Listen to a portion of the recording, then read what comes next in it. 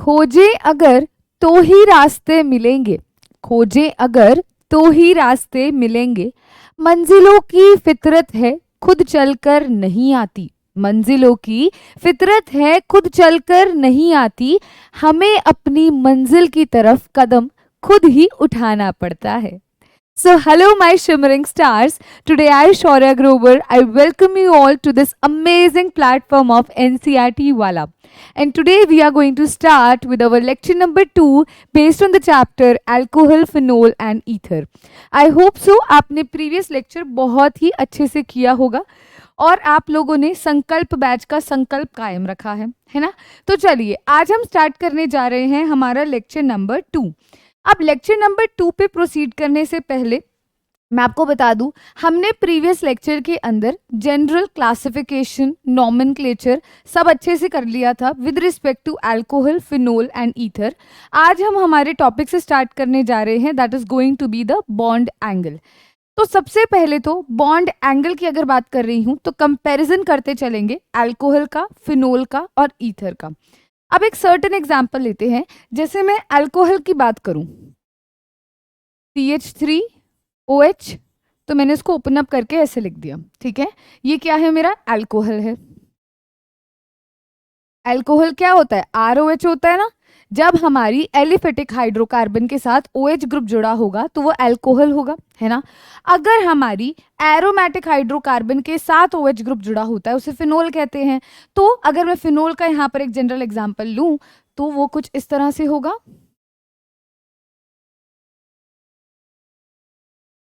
ये किसका एग्जाम्पल है, ये फिनोल का एग्जाम्पल है। अच्छा, अब ईथर का भी एग्जाम्पल देख लेते हैं। अब ईथर का एग्जाम्पल लेते हैं। अब ईथर क्या होता है, हमने बोला था ROR। अब जरूरी नहीं है दोनों R ग्रुप सेम हो, डिफरेंट भी हो सकते हैं। जनरल एग्जाम्पल ले रहे हैं तो हम यहाँ पर क्या लेते हैं, CH3OCH3।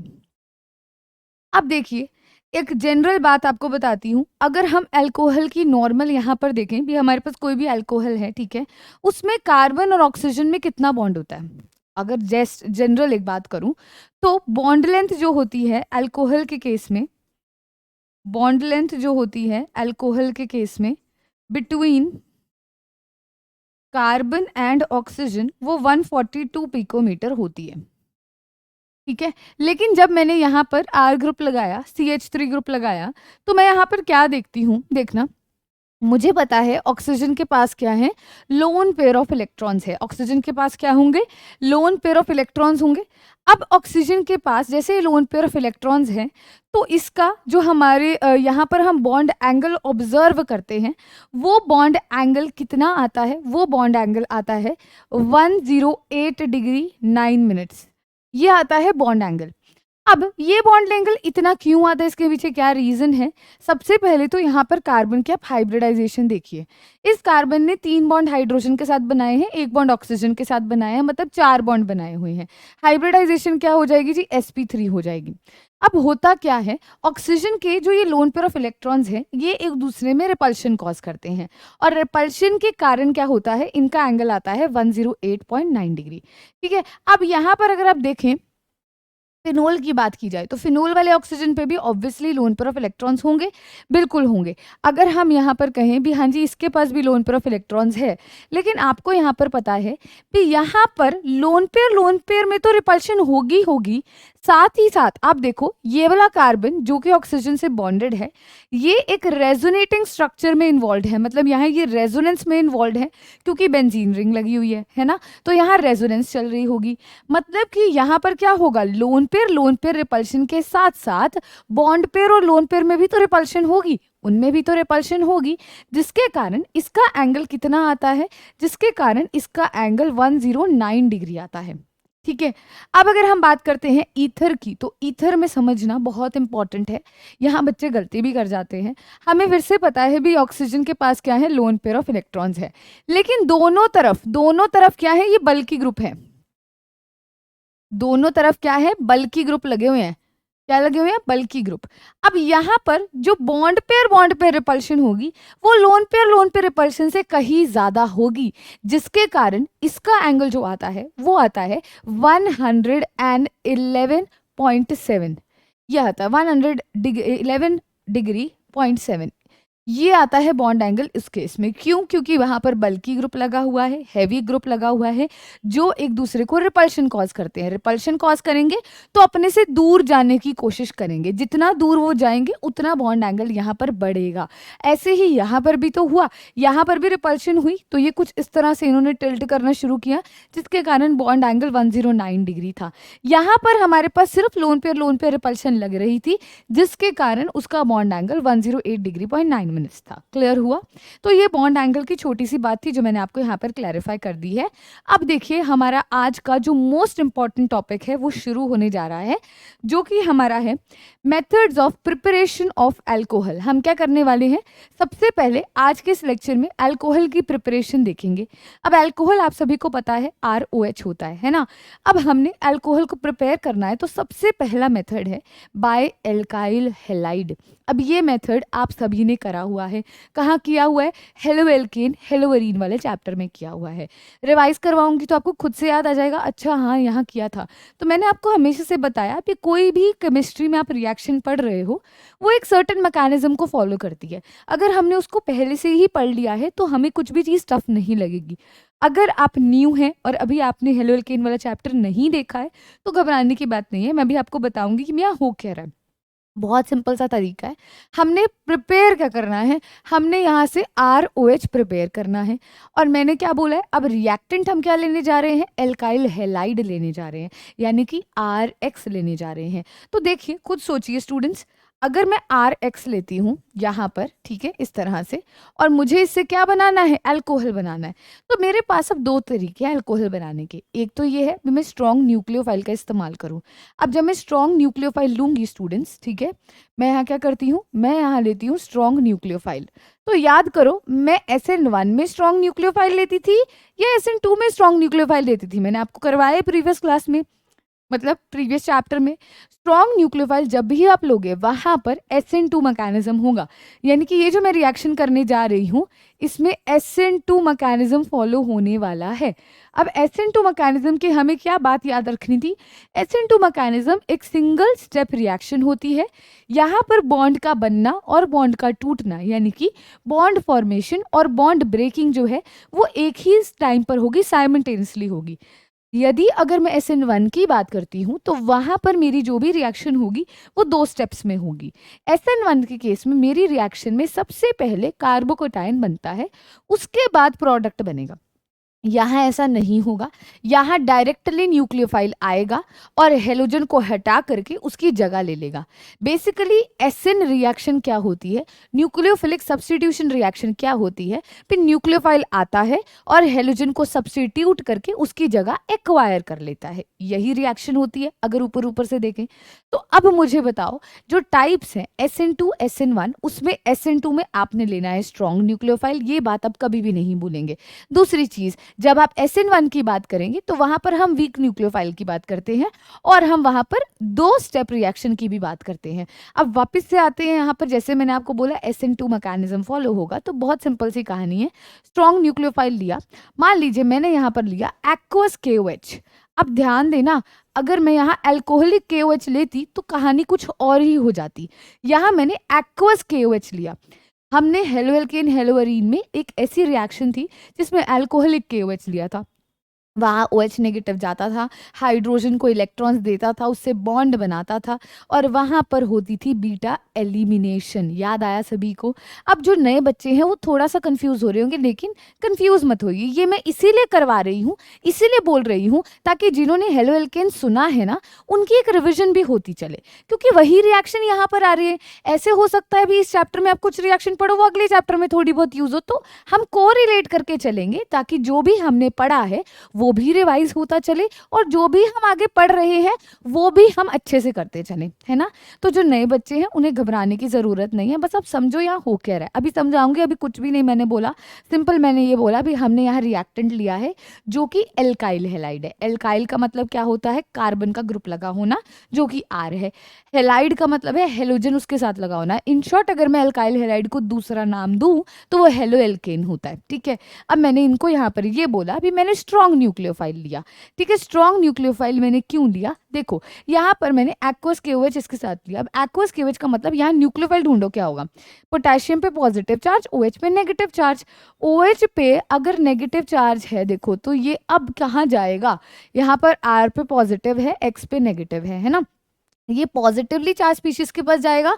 अब जैसे मैंने यहाँ पर लिखा भी यहाँ SN2 मैकेनिज्म होगा, तो SN2 का मतलब सब्स्टिट्यूशन का मतलब क्या होता है, किसी को रिप्लेस करके जगह ले लेना। ये OH नेगेटिव ने R के साथ बॉन्ड बनाना है तो ये X की जगह लेने की कोशिश करेगा। अब ये तो सब्स्टिट्यूशन हमारी होगी इस प्रकार से। अब देखना बहुत सिंपल सी कहानी है, न्यूक्लियोफाइल आपने ढूंढ लिया है। न्यूक्लियोफाइल क्या होता है अगर आप लोग भूल चुके हो तो न्यूक्लियोफाइल का मतलब होता है, न्यूक्लियो का मतलब होता है न्यूक्लियस, न्यूक्लियो का मतलब क्या होता है न्यूक्लियस, और फाइल का मतलब क्या होता है लविंग, फाइल का मतलब क्या होता है लविंग, मतलब ऐसी स्पीशीज जो कि न्यूक्लियस के प्रति अट्रैक्शन शो कर रही है। अब न्यूक्लियस कैसा चार्ज होता है, न्यूक्लियस पे होता है पॉजिटिव चार्ज, पॉजिटिव के प्रति कौन अट्रैक्शन शो करेगा, जिसके ऊपर खुद के ऊपर कैसा चार्ज है, नेगेटिव चार्ज है, इसलिए OH नेगेटिव हमने यहाँ से ढूंढ लिया जो न्यूक्लियोफाइल है। अब ये न्यूक्लियोफाइल क्या करेगा, ये न्यूक्लियोफाइल यहाँ आएगा और क्या करेगा, इसके साथ बॉन्ड बनाएगा और ये बॉन्ड ब्रेक हो जाएगा, यहाँ से हेलोजन निकल जाएगा। तो क्या बनेगा हमें एज अ प्रोडक्ट, हमें एज अ प्रोडक्ट ROH मिल जाएगा। और ये जब X नेगेटिव यहाँ से निकलेगा तो यहाँ ये K पॉजिटिव बचा हुआ था, ये उसके साथ कंबाइन करके KX बना लेगा। अब मैंने जिन बच्चों ने वीडियो पिछला चैप्टर नहीं देखा, मैंने यहाँ पर अभी जो रिवाइज करवाया वो ये करवाया भी, यहाँ अल्कोहलिक KOH नहीं लेना, यहाँ एक्वस KOH लेना है। एक्वस KOH के अंदर OH नेगेटिव न्यूक्लियोफाइल की तरह काम करेगा, जबकि अगर आप अल्कोहलिक KOH ले लोगे ना तो वहां पे गड़बड़ हो जाएगी। वहां पर तो वो क्या कर रहा है, डोनेट कर रहा है अपने इलेक्ट्रॉन्स और बॉन्ड कर रहा है, वहां एलिमिनेशन रिएक्शन हो रही है। अल्कोहलिक नहीं लेना, एक्वस लेना है जब भी आप सब्स्टिट्यूशन करवा रहे हो, न्यूक्लियोफिलिक सब्स्टिट्यूशन करा रहे हो। अब ये कहानी तो मैम समझ आ गई, लेकिन मैम हमें एक बात बताइए, क्या यहाँ पर जो हम एल्काइल हैलाइड ले रहे हैं जिससे हम यहाँ पर हमारे इस अल्कोहल की प्रोडक्शन कर रहे हैं, तो ये जो एल्काइल हैलाइड है कोई भी ले सकते हैं, 1 डिग्री 2 डिग्री 3 डिग्री नहीं, यहाँ पर जो हम एल्काइल हैलाइड लेने वाले हैं it can be either your 1 degree primary alkyl halide, ठीक है, या फिर इट कैन बी और 2 डिग्री, 3 डिग्री नहीं ले सकते। अब 3 डिग्री नहीं ले सकते, इसका कारण भी हमने फर्स्ट चैप्टर में बहुत डिटेल में स्टडी किया था। जब भी हम 3 डिग्री एल्काइल हैलाइड लेंगे तो हैवी ग्रुप्स होंगे, बैक अटैक पॉसिबल नहीं है। अब ये क्या बोल रहे हो मैम, अगर कोई नया है तो ठीक है, अगर कोई नया नहीं है तो भी आपकी रिविजन हो रही है, ध्यान से सुनना। जब भी मैंने बोला SN2 मैकेनिज्म होता है, SN2 मैकेनिज्म में ये जो OH नेगेटिव आता है ना, ये कभी भी आगे से नहीं आएगा, ये ऐसे पीछे से आता है और उसके साथ बॉन्ड बनाता है, बैक अटैक करता है। आगे से क्यों नहीं आता, क्योंकि यहाँ पर देखो एक ही स्टेप में रिएक्शन होनी है, इस X पे पहले से एक नेगेटिव चार्ज है, जब ये OH नेगेटिव इसके पास पहुंचेगा तो ये दोनों रिपल्शन करने लग जाएंगे, क्योंकि नेगेटिव नेगेटिव एक साथ नहीं आ सकते, वो रिपेल करते हैं, इसीलिए ये पीछे से अटैक करने की कोशिश करता है। अब अगर आप यहाँ पर जो हमारा एल्काइल हैलाइड है इस पे ऐसे इतने भारी भरकम ग्रुप लगा दो, मान लो मैंने यहाँ पर एक CH3 लगा दिया, एक CH3 लगा दिया, एक CH3 लगा दिया, कुछ इस तरह से है, तो अब अगर मेरा जो न्यूक्लियोफाइल पीछे से आने वाला था उसको तो बहुत ज़्यादा हिंड्रेंस होगी, बहुत ज़्यादा क्राउड है यहाँ पर, बहुत बड़े बड़े ग्रुप लगे हैं, तो वो बेचारा उसके साथ बॉन्ड फॉर्म नहीं कर पाता। इसी वजह से ये जो 3 डिग्री है, यानी कि जब हमारे कार्बन पे पॉजिटिव चार्ज और वो 3 कार्बन और से जुड़ा हुआ है, ठीक है, तो यहाँ पर हमारा जो 3 डिग्री बन रहा है, ये 3 डिग्री जो है ये SN2 नहीं दिखाएगा, क्योंकि वहाँ पर क्या होगा, वहाँ स्टेरिक हिंड्रेंस के कारण बॉन्ड की फॉर्मेशन नहीं होगी। इसीलिए जब भी आप SN2 करवा रहे हो तो SN2 is favourable either in 1 degree और इन 2 डिग्री, ठीक है जी। तो यहाँ पर 1 डिग्री या 2 डिग्री एल्काइल हैलाइड आया और ऊपर स्ट्रॉन्ग न्यूक्लियोफाइल लिखा हुआ, तो आपने वहाँ SN2 करवाना है। बहुत सिंपल सी कहानी है, X को हटा देना है, उसकी जगह पर OH को लगा देना है, अल्कोहल आपको मिल जाएगा। अच्छा ठीक है मैम, अगर मान लो मैम हमें वहाँ पे स्ट्रॉन्ग न्यूक्लियोफाइल नहीं रिटर्न, तो क्या करेंगे, तो भी बहुत सिंपल सी कहानी है। देखिए हमारा फिर से यहाँ पर क्या है, एल्काइल हैलाइड है, ये सबसे पहले वाली होगी ना। अब देखो फिर से वही कहानी, मेरे पास क्या है, एल्काइल हैलाइड है, RX है। अब ये इसकी रिएक्शन में किसकी प्रेजेंस में करवा रही हूँ, अब इसकी रिएक्शन में H2O की प्रेजेंस में करवा रही हूँ, which is my polar protic solvent. क्या है ये, पोलर प्रोटिक सॉल्वेंट है। क्या है ये पोलर प्रोटिक सॉल्वेंट है, ठीक है जी। अब अगर हम इस पोलर प्रोटिक सॉल्वेंट का इस्तेमाल कर रहे हैं तो अब हमें ये आइडेंटिफिकेशन दे रहा है भी यहाँ पर किस प्रकार की रिएक्शन होने वाली है जी, यहाँ पर होगी SN1 रिएक्शन, SN1 मैकेनिज्म इधर फॉलो होगा। मैम आपको कैसे पता चला? हमने जो हेलो एल्केन वाला चैप्टर है ना उसमें बहुत अच्छे से किया था भी जब आप SN2 करवाते हो तो वहाँ पोलर एप्रोटिक सॉल्वेंट यूज होता है, जब आप SN1 करवाओगे ना तो वहाँ पोलर प्रोटिक सॉल्वेंट यूज होता है। तो आपने आइडेंटिफाई कर लिया भी यहाँ कौन सी रिएक्शन होगी, SN1। अब SN1 जो रिएक्शन होती है वो 2 स्टेप की रिएक्शन होती है। पहले स्टेप में स्टूडेंट्स क्या होता है, पहले स्टेप में बनता है कार्बोकटाइन। मतलब बहुत सिंपल सी कहानी है, ये X नेगेटिव चला जाएगा इलेक्ट्रॉन्स लेकर के और क्या बन जाएगा यहाँ से कार्बोकटाइन। R पे कैसे चार्ज आ जाएगा, पॉजिटिव चार्ज, मतलब कार्बन पे कैसे चार्ज आया, पॉजिटिव आया। अब क्या होगा, बहुत सिंपल सी बात है, वाटर के अंदर H पॉजिटिव भी होता है और OH नेगेटिव भी होता है। तो दूसरे स्टेप में हमारा OH नेगेटिव आएगा और इसके साथ बॉन्ड बना करके क्या बना देगा, यहाँ से अल्कोहल बना देगा। क्या बन जाएगा, अल्कोहल। बनेंगे दोनों में ही अल्कोहल, बस इतना फर्क है, ये जो हमारी रिएक्शन है SN2 वाली एक ही स्टेप में होगी, जो SN1 वाली है ये 2 स्टेप में होगी। पहले बनेगा कार्बोकटाइन, फिर उसके बाद हमारा प्रोडक्ट अल्कोहल बनेगा। सभी को क्लियर हुआ? अब आप कहोगे ठीक है, ऊपर वाले केस में तो आपने हमें बता दिया था भी SN2 मैकेनिज्म 1 डिग्री और 2 डिग्री अल्काइल हैलाइड में होगा। तो ये बताइए भी ये जो रिएक्शन है जो आप पोलर प्रोटिक सॉल्वेंट की प्रेजेंस में करवा रहे हो, ठीक है, पोलर प्रोटिक का मतलब भी एक बार रिपीट कर देती हूँ, पोलर का मतलब होता है पोल्स अराइज करना, मतलब पॉजिटिव और नेगेटिव अराइज करना। वाटर में H पॉजिटिव भी होता है, OH नेगेटिव भी होता है, मतलब पोल्स है ना।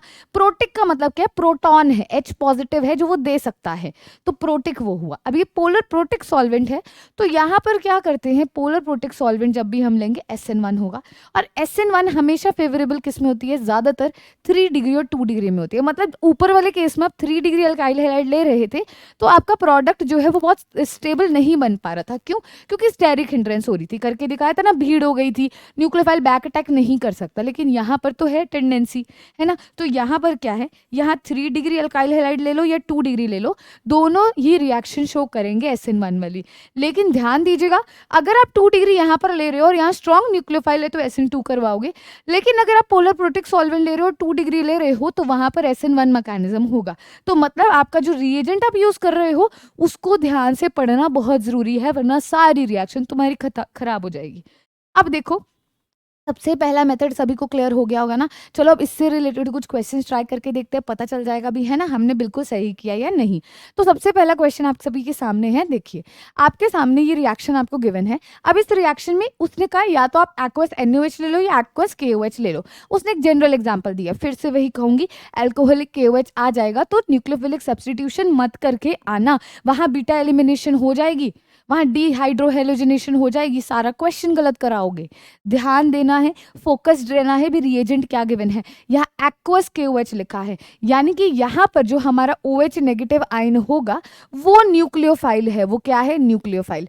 अब उसके बाद क्या है, आपने यहाँ पर क्या आइडेंटिफाई करना है भी, किस तरह का एल्काइल हैलाइड है। कैसे आइडेंटिफाई करते हैं, जो हमारा हेलोजन है वो जिस कार्बन से जुड़ा है, इस कार्बन से जुड़ा है, इसकी डिग्री ढूंढो। अब इसकी डिग्री कैसे ढूंढोगे, एक कार्बन अगर एक और कार्बन से जुड़ता है तो वो कार्बन 1 डिग्री होगा, अगर एक कार्बन 2 कार्बन से जुड़ता है तो वो 2 डिग्री होगा, अगर एक कार्बन 3 कार्बन से जुड़ता है तो वो 3 डिग्री होगा। तो यहाँ पर हमारा हेलोजन जिस कार्बन से जुड़ा है उस कार्बन की डिग्री देखनी है। तो ये फर्दर एक ही कार्बन से जुड़ा है, यानी कि ये कार्बन 1 डिग्री कार्बन है, तो ये हमारा एल्काइल हैलाइड क्या होगा, ये 1 डिग्री एल्काइल हैलाइड होगा, क्योंकि यहाँ पर हेलोजन जो है वो 1 डिग्री कार्बन से अटैच्ड है।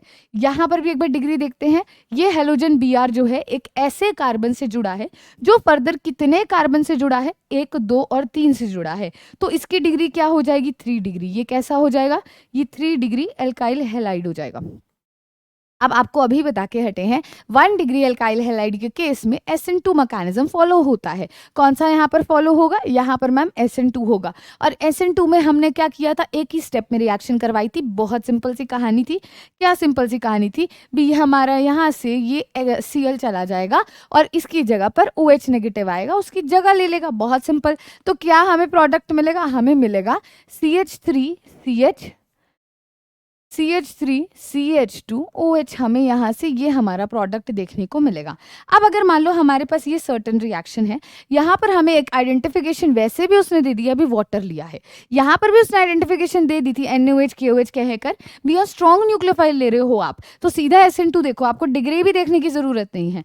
लेकिन यहाँ पर भी उसने वही किया, वाटर दे दिया, मतलब पोलर प्रोटेक्ट सॉल्वेंट, और पोलर प्रोटेक्ट सॉल्वेंट अगर आप ले रहे हो तो वहां पर तो जी SN1 मैकेनिज्म होगा, और SN1 में पहले कार्बोकटाइन बनता है, पहले ये हेलोजन अपनी जगह छोड़ करके जाता है, ये दोनों इलेक्ट्रॉन्स ले जाता है, तो कार्बन बेचारा जिसके पास पहले इलेक्ट्रॉन्स थे, जो शेयर करके एक बॉन्ड बना रहा था, समझना इस चीज को, कोई एक स्पीशीज है वो न्यूट्रल है, मतलब उसके पास इक्वल पॉजिटिव नेगेटिव चार्ज है। अगर कोई अपने इलेक्ट्रॉन्स ले जाता है तो उस स्पीशीज के पास क्या बच जाएगा, पॉजिटिव बच जाएगा, क्योंकि नेगेटिव तो चला गया। तो वही कार्बन के साथ हुआ, ब्रोमीन ने क्या किया, अपने बॉन्ड के दोनों इलेक्ट्रॉन्स लेकर के चला गया, तो कार्बन बेचारे पे क्या बचा, पॉजिटिव बचा, मतलब कार्बोकटाइन जनरेट हुआ। क्या बनेगा, ये देखो कार्बन पे पॉजिटिव चार्ज, यहाँ CH3, यहाँ CH3, यहाँ CH3, ये हमारा इसका सबसे पहला स्टेप होता है। और यही जो स्टेप होता है ना कार्बोकटाइन की जनरेशन करवाना, ये रेट डिटरमाइनिंग स्टेप होता है, क्योंकि ये स्लो स्टेप होता है। अब नेक्स्ट स्टेप में क्या होगा, हमारा न्यूक्लियोफाइल आकर के अटैक करेगा, तो H2O में न्यूक्लियोफाइल, OH नेगेटिव है, न्यूक्लियोफाइल वो होता है जो न्यूक्लियस के प्रति अट्रैक्शन शो करता है, जिसके ऊपर खुद पे कैसा चार्ज होगा, नेगेटिव, तभी पॉजिटिव की तरफ अट्रैक्शन आएगी। तो मतलब अब क्या होगा, ये OH नेगेटिव इस पॉजिटिव से जाकर के जुड़ेगा, और हमें यहाँ से क्या मिल जाएगा, हमें यहाँ से हमारा प्रोडक्ट मिल जाएगा। ठीक है, क्लियर हुआ सभी को। तो चलो नेक्स्ट केस देखते हैं। नेक्स्ट केस में भी देखिए, अब हमें हिंट दे दिया है, एक्वस KOH लिखा है, फिर से वही बात, स्ट्रॉन्ग न्यूक्लियोफाइल गिवन है, तो सीधी सी बात है मैम, यहाँ पर तो SN2 होगा, कुछ भी सोचना नहीं है। SN2 होगा तो क्या करना है, हेलोजन को हटाना है, और यहाँ पर जो न्यूक्लियोफाइल है OH नेगेटिव उसको वहां लगाना है, तो हेलोजन यहाँ था, इसको यहाँ से हटाइए, और हमें यहाँ से प्रोडक्ट क्या मिलेगा, CH3 CH CH3 OH, simple, alcohol मिल गया, कुछ भी नहीं है। चलो इस वाले केस को देखो, यहाँ पर भी हिंट मिल गया है, वाटर रिटर्न है, water is our polar protic solvent, मतलब यहाँ पर क्या मैकेनिज्म होगा, SN1। अब देखो रिएक्टेंट दोनों में सेम है, रिएक्टेंट दोनों में सेम है, लेकिन एक SN2 कर रहा है तो दूसरा SN1 कर रहा है, क्यों, क्योंकि आपने रिएजेंट देखा है, यहाँ रिएजेंट क्या लिया गया है, स्ट्रॉन्ग न्यूक्लियोफाइल लिया गया है, यहाँ क्या लिया गया है, वाटर लिया गया है which is polar protic solvent, है ना, तो उससे हमें आइडेंटिफाई करना है SN2 है या SN1 है। आपकी डिग्री चाहे आपको खराब कर दे, फिर प्राइमरी में ये वाला होता है, सेकेंडरी में होता है, टर्शरी में होता है, लेकिन रिएजेंट कभी भी आपको गलत नहीं बताएगा भी इसमें क्या होने वाला है। जैसे इसने आइडेंटिफाई करवा के बताया ये स्ट्रॉन्ग न्यूक्लियोफाइल है, और हमेशा SN2 में स्ट्रॉन्ग न्यूक्लियोफाइल होता है, SN1 में वीक न्यूक्लियोफाइल होता है।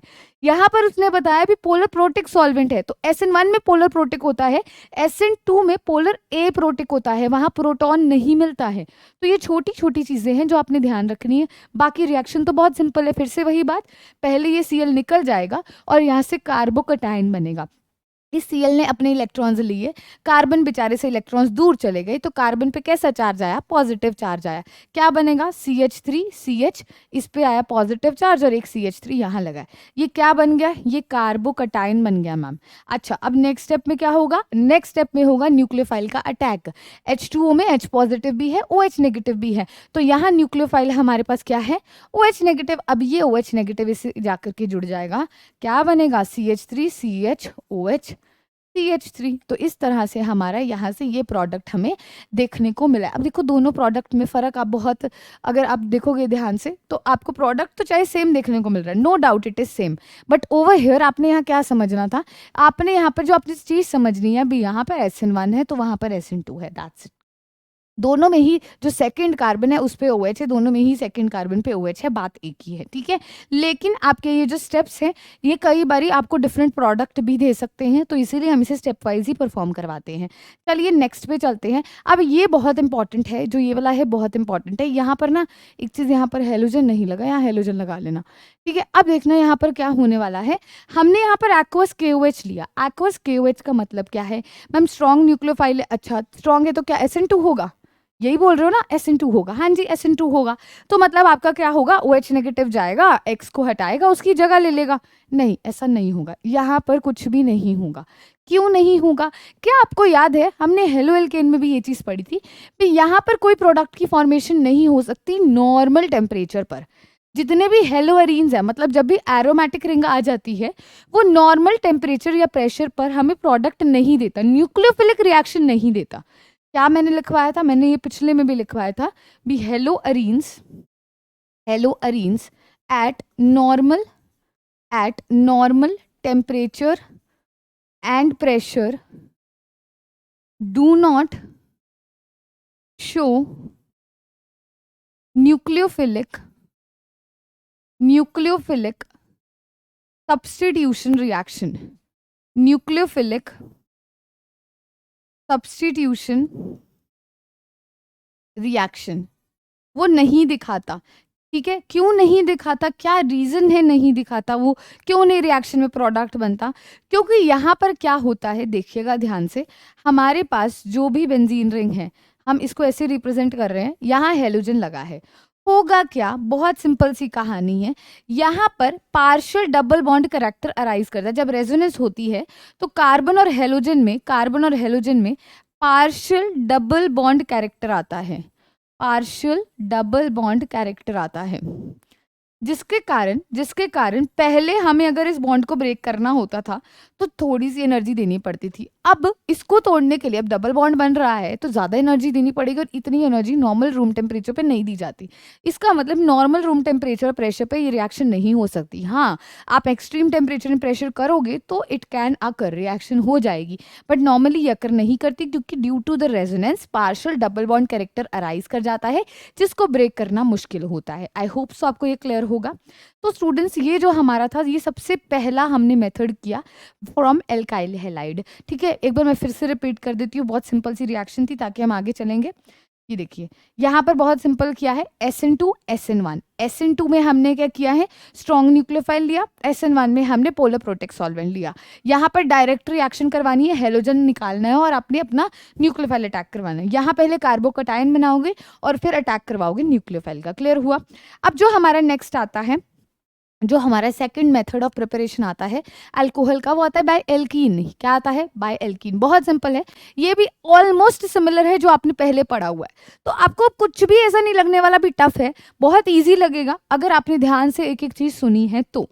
और अगर आप न्यू हैं तो भी जो भी मैं बता रही हूँ मैं रिपीट करती चल रही हूँ, जो हमने पिछले चैप्टर में भी किया था, आप ध्यान से उस चीज को छोटा सा एक सर्कल बनाओ, जहां लिख रहे हो वहां पर लिखते जाओ, उससे आपका बहुत फायदा होगा। आपको छोटी छोटी चीजों का पता होगा, जब आप पढ़ोगे तो आपका ध्यान सबसे पहले उस सर्कल पे जाएगा जो आपने खुद से लिखा है। मैं हमेशा से स्टूडेंट्स को ये रेकमेंड करती हूँ, जब भी मैं कुछ बोल रही हूँ आपको कोई ऐसा पॉइंट लगता है, अच्छा यहाँ से यहाँ इलेक्ट्रॉन गया, वहां से वहां इलेक्ट्रॉन गया, मैं आपको यहाँ शो करती हूँ, आपको अब क्या करना है, आपको अपनी लैंग्वेज में वहां पर लिखना है, ताकि जब आप उस चीज को देखो तो आपको याद आए, अच्छा मैंने ऐसे किया था। ठीक है, जब आप नोट्स बनाते हो तो नोट्स ऐसे होने चाहिए जो आपको समझ आए, ना कि सुंदर से बनाने हैं भी। हाँ, किसी कोई और पढ़ेगा तो कहेगा अरे वाह कितने सुंदर नोट्स हैं, नहीं, हमने किसी और के लिए नोट्स नहीं बनाने, हमने हमारे लिए बनाने हैं। तो उसको आप जैसे मर्जी लिखो, वहां पर एक बॉक्स बना के लिखना, बॉक्स बना के लिखो, स्टार बना के लिखना, स्टार बना के लिखो, ऊपर लिखना ऊपर लिखो, जहां मर्जी लिखो, लेकिन ऐसा लिखो भी जब आप उसे खोलो तो आपका अटेंशन जाए, आपको पता हो भी अच्छा पहले ये स्टेप है, दूसरा ये स्टेप है, तीसरा ये स्टेप है, और ऐसे प्रोडक्ट बना, काम खत्म। ठीक है, तो इस तरह से काम करना है। अब देखो, मैंने आपको बोला एक हमने मेथड कर लिया है, that was from alkyl halides. अब जो हमारा दूसरा मेथड है दैट इज फ्रॉम एल्कीन्स। हमने किससे बनाना है? हमने एल्कीन्स से बनाना है। Second method is by alkenes. बहुत सिंपल है, बहुत इंटरेस्टिंग मेथड है ये वाला। एल्कीन्स क्या होती हैं? ऐसे हाइड्रोकार्बन जिसमें कार्बन कार्बन में कैसा बॉन्ड होता है?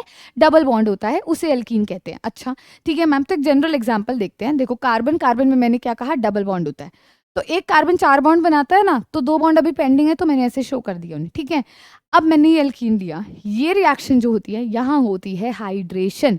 क्या होती है? हाइड्रेशन। अच्छा हाइड्रेशन क्या होती है?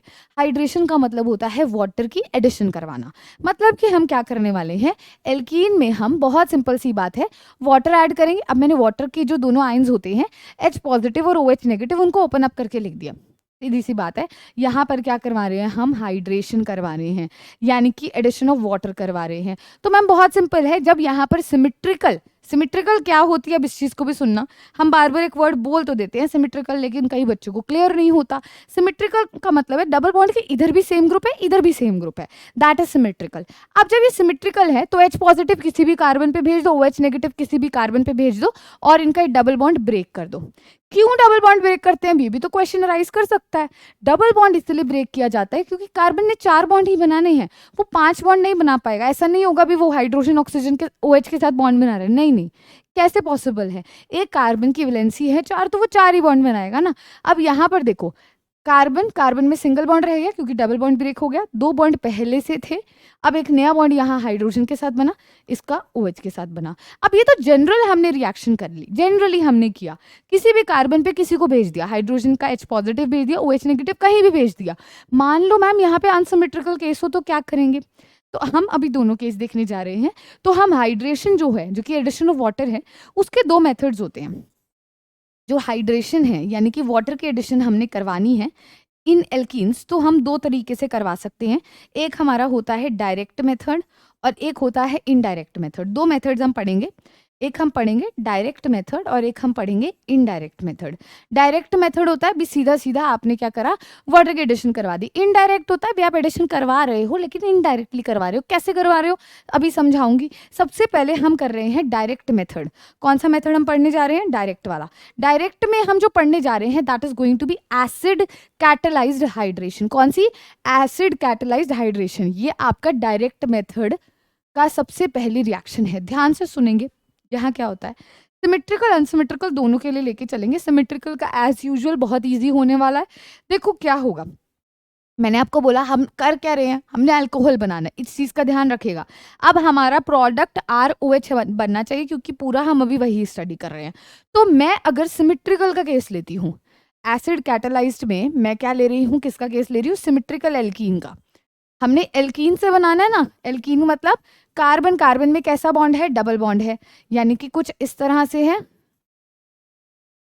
ये सिमेट्रिकल है, डबल बॉन्ड के इधर भी सेम ग्रुप उधर भी सेम ग्रुप, तो सिमेट्रिकल है। अब एसिड कैटलाइज्ड रिएक्शन का मतलब क्या है, ये जो रिएक्शन करवाई जाएगी ये किसकी प्रेजेंस में करवाई जाएगी, ये H पॉजिटिव और वाटर की प्रेजेंस में करवाई जाएगी। तो ये इस तरह से आप इसको आइडेंटिफाई करोगे, इस तरह से आप आइडेंटिफाई करोगे। अब हम कर क्या रहे हैं यहाँ पे, हम बहुत सिंपल सी बात है, हाइड्रेशन पढ़ रहे थे। हाइड्रेशन का मतलब क्या होता था, वाटर की एडिशन करवाना है, मतलब H और OH ऐड करवाना है। अब मैम अभी तो आपने ये रिएक्शन की थी, जब सिमेट्रिकल होता है तो किसी पे भी आप कुछ भी जोड़ सकते हो, ऐसे करते हो ना, किसी भी आपने कार्बन पे क्या करा, कुछ भी जोड़ दिया, मतलब कि ये H पॉजिटिव आप अगर इधर जोड़ रहे हो तो ये OH नेगेटिव इस कार्बन पे जोड़ दो, बस डबल बॉन्ड ब्रेक कर देना, ठीक है, क्योंकि हमने बॉन्ड्स भी देख के चलने हैं। तो क्या होगा, CH2 में एक H जोड़ा CH3 बन गया, इस CH2 में OH जोड़ा तो ये बन गया। तो सिमेट्रिकल के केस में तो कभी प्रॉब्लम नहीं आएगी। कहानी कहाँ पलटती है, कहानी अनसिमेट्रिकल के केस में पड़ती है। कैसे, देखो अगर मैं यहाँ पर अनसिमेट्रिकल की बात करती हूँ, मैं किसकी बात कर रही हूँ, अनसिमेट्रिकल की। अगर मैं अनसिमेट्रिकल एल्कीन लेती हूँ, यानी कि एक जनरल एग्जांपल दिखाती हूँ, अनसिमेट्रिकल का एग्जांपल से ही समझेंगे। मैंने मान लो लिया CH3 single bond CH double bond CH2। अब डबल बॉन्ड के इर्द गिर्द सेम ग्रुप होंगे तो वो सिमेट्रिकल होगा, डिफरेंट ग्रुप होंगे तो वो अनसिमेट्रिकल होगा। यहाँ देखो, अगर देखोगे डबल बॉन्ड के इधर 2 हाइड्रोजन है, डबल बॉन्ड वाले कार्बन पे, इधर देखोगे तो एक हाइड्रोजन और एक CH3 ग्रुप है, अलग अलग हो गया ना, मतलब ये अनसिमेट्रिकल है। अब ये एसिड कैटलाइज्ड रिएक्शन है, फिर से वही कहानी, तो ये H पॉजिटिव और वाटर की प्रेजेंस में होगी। यहाँ पर भी हाइड्रेशन है तो H पॉजिटिव और OH नेगेटिव, यानी कि वाटर को ऐड करवाना है। अब ध्यान से समझना यहाँ पे क्या होने वाला है, यहाँ पे फॉलो होगा रूल हमारा मार्कोनिकॉफ रूल। कौन सा रूल फॉलो होगा, यहाँ पर फॉलो होगा मार्कोनिकॉफ रूल। अब मार्कोनिकॉफ रूल देखो सारी जगह आ जाता है और हमें बचा लेता है क्योंकि बहुत सिंपल सा रूल है। क्या रूल है मार्कोनिकॉफ का, मार्कोनिकॉफ ये कहता है भी आप जो भी रिएजेंट यूज कर रहे हो, जैसे अब यहाँ पर हम वाटर की बात कर रहे हैं, H पॉजिटिव है OH नेगेटिव है ना, तो वो ये बोलता है कि उसका जो नेगेटिव पार्ट है, जैसे यहाँ पर H पॉजिटिव और OH नेगेटिव में नेगेटिव पार्ट कौन सा है, OH नेगेटिव है। मार्कोनिकॉफ के अकॉर्डिंगली जो नेगेटिव पार्ट है वो कहाँ जाएगा, वो उस डबल बॉन्ड कार्बन एटम के पास जाएगा जिसके पास less number of hydrogen atom है।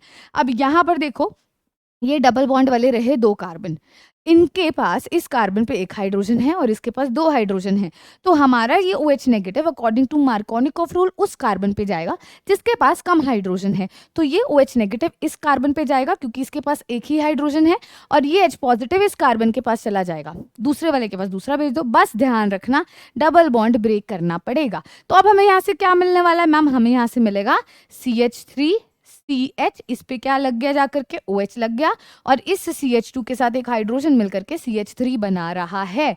यानी कि हम एक बार इस रूल को यहाँ लिख देते हैं, क्योंकि अगर कोई न्यू स्टूडेंट है जिसने हेलो एल्केन में नहीं लिखा रूल, तो वो इस रूल को भी मेंशन कर सकते हैं। मैं इसको ऊपर लिख देती हूँ, ठीक है। मार्कोनिकॉफ रूल को यहाँ पे लिख देते हैं, आप नोट कर सकते हो। मार्कोनिकॉफ रूल क्या कहता है? That negative part of the reagent, negative part of the reagent goes to that carbon atom, that double bond carbon atom लिखना, that double bond carbon atom which has less number of hydrogen atoms, जिसके पास कम hydrogen atoms होंगे वहां पर negative part जाकर के जुड़ेगा। बहुत simple सी चीज है। मतलब यहाँ पे हम क्या करवा रहे हैं? डायरेक्टली एडिशन करवा रहे हैं वाटर का। सभी को क्लियर हुआ? पहले इस चीज को नोट कर लो, मैं आपको 2 मिनट दे रही हूँ, इसको नोट कर लो।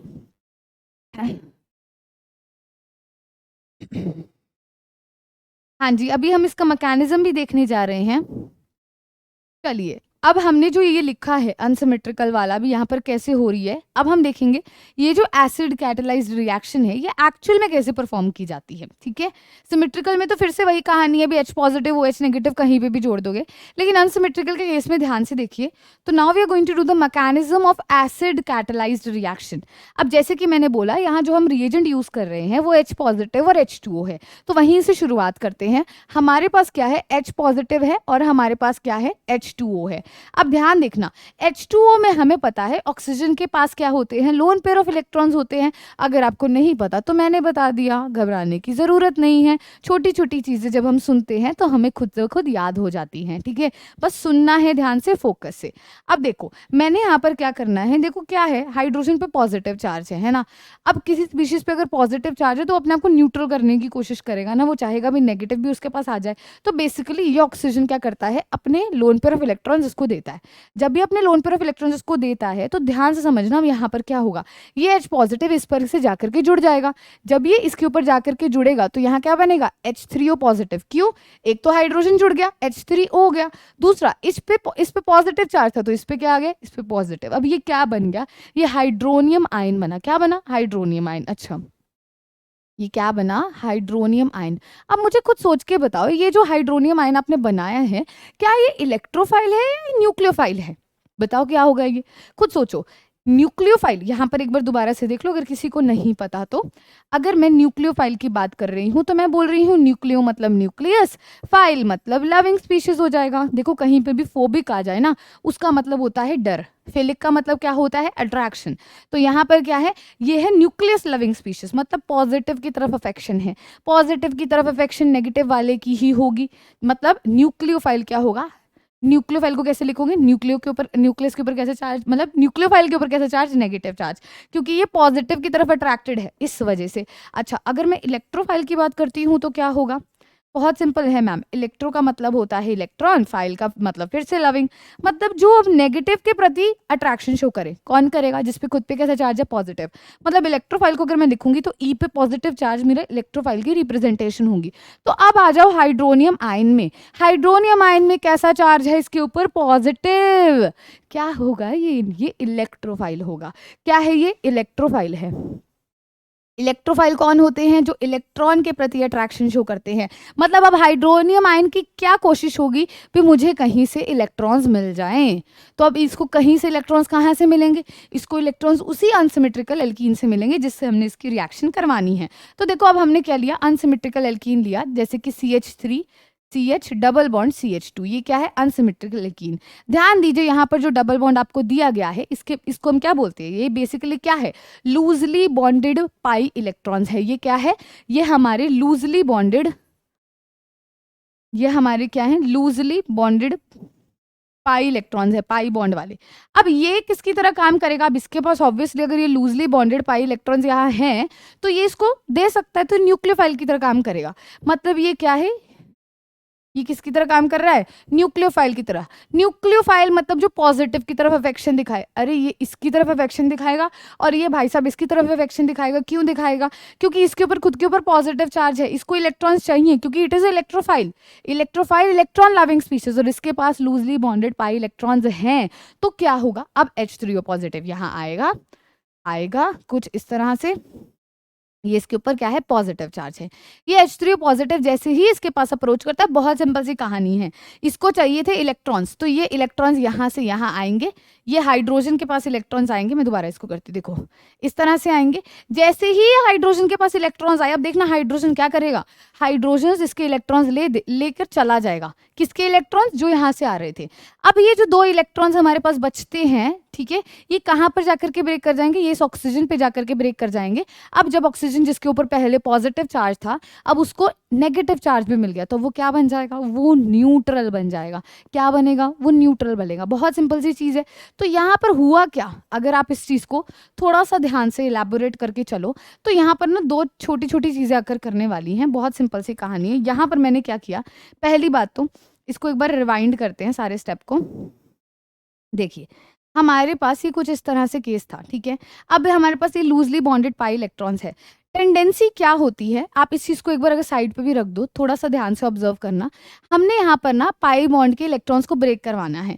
आइदर यू कैन गो, जैसे हमने हेलो एल्केन्स में किया था वैसे देखो, तो हम इस पाई इलेक्ट्रॉन्स को ऐसे भी ब्रेक करवा सकते हैं, ऐसे भी ब्रेक करवा सकते हैं। याद है ये चीज, हम इस इलेक्ट्रॉन्स को इधर भी ब्रेक करवा सकते हैं, इधर भी ब्रेक करवा सकते हैं।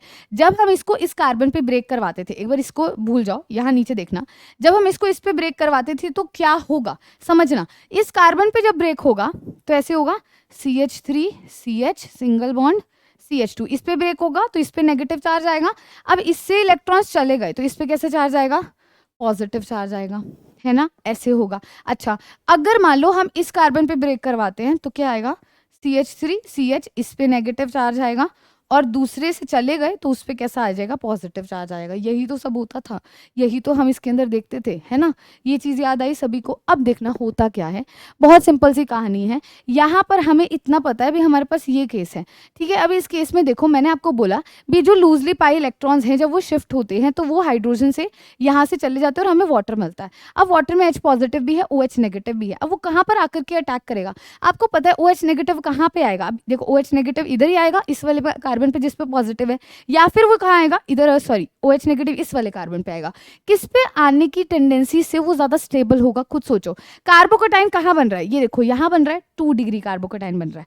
यहाँ कैसे कार्बोकेटाइन है 1 डिग्री, मतलब ये वाला जो स्टेप है ये स्टेबल नहीं है।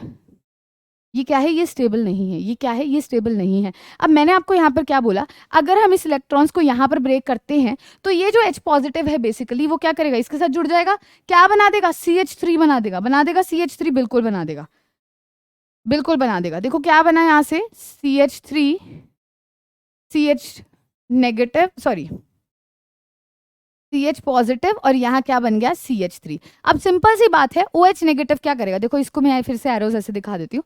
OH नेगेटिव क्या करेगा, OH नेगेटिव आएगा और इसके साथ जुड़ जाएगा। जब वो इसके साथ आकर के जुड़ जाएगा तो क्या बनेगा, CH3 CH OH CH3, यही बनेगा, यही बनेगा। सिंपल सी चीज है, यहाँ पर कुछ समझने वाला नहीं था, बहुत सिंपल सी रिएक्शन हमने करी। इसको पहले आप नोट डाउन करेंगे 2 मिनट।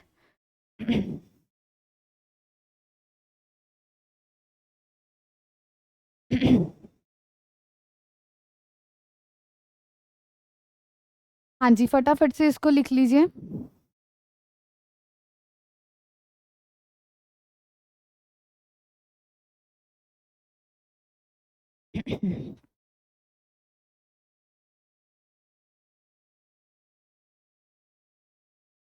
अब मैंने आपको ये डायरेक्ट मेथड यहाँ पर बताया है।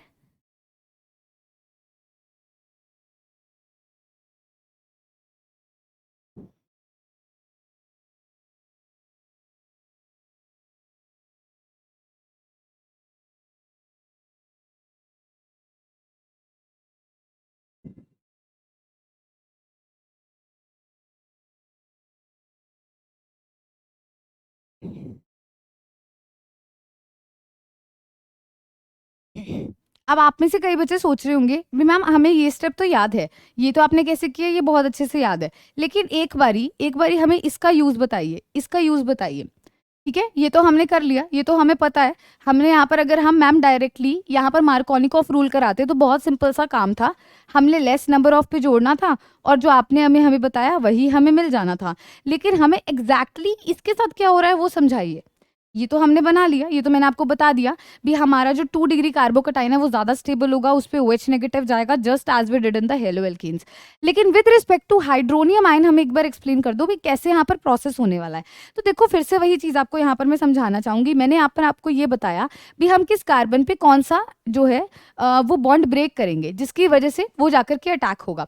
तो बहुत सिंपल सी कहानी है। अब आपको ये तो पता चल गया ना अभी सेकंड डिग्री जो 2 डिग्री कार्बोकैटायन है वो ज़्यादा स्टेबल होता है in comparison to 1 degree carbocation. तो मतलब कि क्या होगा हमारे यहाँ पर जो ब्रेकेज हम करवाते हैं, देखो अगर इसको इस पे ब्रेक करवाते थे, इस पे नेगेटिव चार्ज आता था, है ना? और इस पे पॉजिटिव चार्ज आता था, मतलब वो स्टेबल है।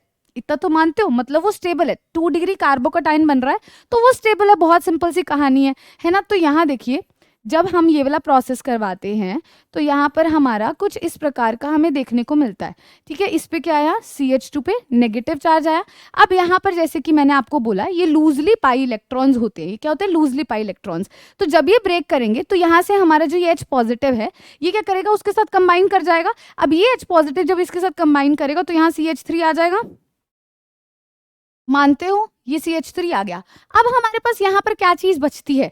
देखो हमारे पास ये H पॉजिटिव तो निकल गया, हमारे पास ये तो बचा है ना, अभी भी हमारे पास ये तो बचा है। अब ये किस पर जाकर के अटैक करेगा? अब ये किस पर जाकर के अटैक करेगा? इस CH पॉजिटिव पर जाकर के अटैक करेगा। किस तरह से अटैक करेगा? आप इस चीज़ को समझना ध्यान से। हमने यहाँ पर ये कर दिया, अब क्या होगा? अब यहाँ पर आएगा कौन? अब इसके पास एक ये हाइड्रोजन नहीं है।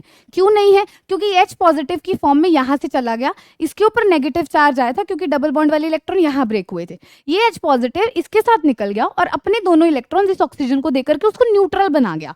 जब ये उसको न्यूट्रल बना गया तो अब हमारे पास वाटर है सिर्फ, H2O है सिर्फ। फिर से बता रही हूँ, जब ये इसके ऊपर आया तो देखो एक बार ऐसे ही शो कर रही हूँ, नेगेटिव चार्ज आया, पॉजिटिव जाएगा ना नेगेटिव की तरफ तो ये H पॉजिटिव निकला और इसके साथ जुड़ गया। अब ये 2 इलेक्ट्रॉन्स ऑक्सीजन ले गया था जिसकी वजह से न्यूट्रल हो गया। समझे? न्यूट्रल हो गया। ये वाटर मॉलिक्यूल आया, इस वाटर मॉलिक्यूल में आपको फिर से पता है ऑक्सीजन पे क्या होते हैं? लोन पेयर ऑफ इलेक्ट्रॉन्स होते हैं। तो अब ये लोन पेयर ऑफ इलेक्ट्रॉन्स क्या करेंगे? ये इसके साथ बॉन्ड बनाने की कोशिश करेंगे। जब ये इसके साथ बॉन्ड बनाने की कोशिश करेंगे तो अब हमें क्या मिलने वाला है? देखो CH3 हमें यहाँ मिला CH, अब ऊपर आएगा ऑक्सीजन। ऑक्सीजन के साथ क्या आएंगे? ऑक्सीजन के साथ उसके 2 हाइड्रोजन भी तो आएंगे। ऑक्सीजन के साथ उसके 2 हाइड्रोजन भी आएंगे और साथ में क्या आएगा? CH3 आएगा। क्या ये सही है? क्या यहाँ तक सही है? एक बार सोच के देखो, खुद सोच के देखो यहाँ तक सही है या नहीं है। आप अगर यहाँ पर देखोगे तो ऑक्सीजन बेचारा क्या कर रहा है? ऑक्सीजन ने अपने लोन पेयर ऑफ इलेक्ट्रॉन्स उसके साथ दिए और उसके साथ बॉन्ड बना लिया। कैसे? तभी तो न्यूट्रल हो गया, तभी तो इससे चार्ज चला गया। पहले CH पे पॉजिटिव चार्ज था, इसको इलेक्ट्रॉन्स मिल गए, ये तो न्यूट्रल हो गया, लेकिन ऑक्सीजन पे स्टिल अभी भी चार्ज प्रेजेंट है। ठीक है, तो अब क्या होगा? अब देखना ध्यान से, बहुत सिंपल सी कहानी है। अब वाटर मॉलिक्यूल फिर से आएगा। यहाँ पर हमारे पास वाटर मॉलिक्यूल है ना, देखो हम H पॉजिटिव और वाटर मॉलिक्यूल के साथ रिएक्शन कर रहे हैं तो मॉलिक्यूल्स तो वाटर के काफ़ी हैं। H2O यहाँ से फिर से आएगा। अब H2O क्या करेगा? H2O के पास है lone pair of electrons. Simple सी कहानी है, ये H2O आया, जब ये इसके पास अप्रोच करता है, ठीक है, तो ये क्या करेगा? अपने लोन पेयर ऑफ इलेक्ट्रॉन्स इस हाइड्रोजन को देगा। जब ये लोन पेयर ऑफ इलेक्ट्रॉन्स अपने हाइड्रोजन को देगा तो ये जो हाइड्रोजन के इलेक्ट्रॉन्स हैं वो यहाँ पर चले जाएंगे, इस ऑक्सीजन के पास चले जाएंगे। ठीक है, जैसे कि इसने इसके साथ बॉन्ड बनाया था तो इस पे पॉजिटिव चार्ज था, जब इसने इसको इलेक्ट्रॉन दे दिए तो अब ये क्या हो गया? ये न्यूट्रल हो गया। ये हाइड्रोजन फिर से in the form of H3O positive निकल जाएगा वाटर के साथ कंबाइन करके। अब हमारे पास यहाँ से क्या बच जाता है? हमारे पास बचता है CH3 CHOH CH3। तो हमें यहाँ से हमारा प्रोडक्ट मिल जाता है। ठीक है, एक बार इसको नोट करो, मैं आपको फटाफट से क्विक रिकैप देती हूँ यहाँ पर क्या हुआ। अगर आपको ये नहीं समझ आया, अगर आपको थोड़ा कंफ्यूजिंग लग रहा है, क्योंकि हमें छोटी छोटी डिटेल्स का ध्यान रखना है। पॉजिटिव चार्ज कहाँ से कहाँ जा रहा है, नेगेटिव चार्ज कहाँ से कहाँ जा रहा है, वाटर के अब देखो ऑक्सीजन पे लोन पेयर ऑफ इलेक्ट्रॉन्स है तो वो पॉजिटिव पे जाएगा ना, हमेशा इस चीज़ का ध्यान दो। नेगेटिव पॉजिटिव पे जाएगा, पॉजिटिव नेगेटिव पे जाएगा, नेगेटिव नेगेटिव पे कभी भी नहीं जाएगा, पॉजिटिव पॉजिटिव पे कभी भी नहीं जाएगा। ठीक है, तो ये मैकेनिज्म है। मैकेनिज्म इसलिए कराया जाता है भी अगर आप पेपर में भूल जाओ भी वहां करना क्या था तो आपको याद रहे। तो आपको याद रहे। तो अगर आपको कंफ्यूजन होती है तो डायरेक्ट भाई इसको ध्यान रखो, मार्कोनिकॉफ रूल को भी, नेगेटिव पार्ट वहां जाएगा जहां less number of hydrogen atom है। अब फिर से एक बार एक्सप्लेन करती हूँ। यहाँ पर हमने रिएजेंट लिया था H पॉजिटिव H2O। अब ये दोनों एक दूसरे से कंबाइन करते हैं, इसके लोन पर इलेक्ट्रॉन जब इसको देता है वो तो H3O पॉजिटिव बनता है, हाइड्रोनियम आयन की फॉर्मेशन होती है। होगा क्या, बहुत सिंपल सी कहानी है। हमारे पास अनसिमेट्रिकल एल्कीन था, जब ये हाइड्रोनियम आयन के कांटेक्ट में आया तो क्या होगा, ये डबली बॉन्डेड क्या लूजली पाई इलेक्ट्रॉन्स है, वो ब्रेक करेगा किसी ना किसी कार्बन पे। अगर वो इस कार्बन पे ब्रेक करता है तो इस कार्बन पे नेगेटिव चार्ज आएगा और इस कार्बन पे पॉजिटिव आएगा, क्योंकि इससे इलेक्ट्रॉन्स दूर जा रहे हैं। जब इस पे नेगेटिव आएगा तो ये हाइड्रोजन H पॉजिटिव की फॉर्म में उससे जुड़ जाएगा और इसके जो इलेक्ट्रॉन्स है वो ऑक्सीजन लेकर के वाटर की फॉर्म में हमारे पास आ जाएंगे। अब क्या होगा, इस पे पॉजिटिव क्यों आया, क्योंकि इसके बॉन्ड इधर चले गए, तो जो सेंटर वाला कार्बन था वो क्या हो गया, देखो मैंने कहा था पॉजिटिव नेगेटिव दोनों होता है, नेगेटिव चला गया तो पॉजिटिव से बच गया। अब इसके पास पॉजिटिव बच गया, जब पॉजिटिव बच गया तो फिर से लोन पेयर ऑफ इलेक्ट्रॉन्स इस पे जाकर के अटैक करेंगे। यहाँ पे क्या है, ऑक्सीजन पे पॉजिटिव आया, ठीक है। अब क्या होगा, फिर से वाटर आएगा, ये फिर से वही कहानी करेगा जो इसने पहले की थी। पहले भी इसने क्या किया था, पहुंचा था इसके पास, ठीक है, सॉरी इसके पास नहीं पहुंचा था, देखो इसके पास, और इसके साथ क्या करता है, इसका हाइड्रोजन ले लेता है और H3O पॉजिटिव बना देता है। फिर से आया, इसका हाइड्रोजन ले गया और उसको अपने इलेक्ट्रॉन्स ऑक्सीजन पर दे दिए, ऑक्सीजन ने चार्ज न्यूट्रलाइज कर लिया और यहाँ से ये बन गया, और H पॉजिटिव और H2O मिल करके फिर से उन्होंने हाइड्रोनियम आयन की जनरेशन कर दी। तो इस तरह से हमारा ये प्रोडक्ट हमें देखने को मिलता है। This is the mechanism of acid catalysed reaction. फटाफट से इसको नोट डाउन कर लीजिए।